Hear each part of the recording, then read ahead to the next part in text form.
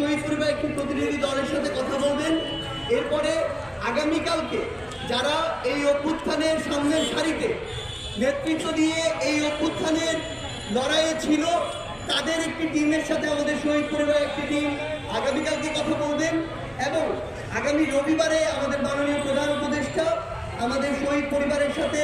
সাক্ষাৎ করার জন্য ইচ্ছা ব্যক্ত করেছেন এবং সেদিন শহীদ পরিবারের পক্ষ থেকে সকল প্রকার যৌক্তিক দাবিগুলো তুলে ধরা হবে এবং প্রত্যেকটি যৌক্তিক দাবি দ্রুততম সময়ের মধ্যে অবশ্যই আমাদের শহীদ পরিবারের জন্য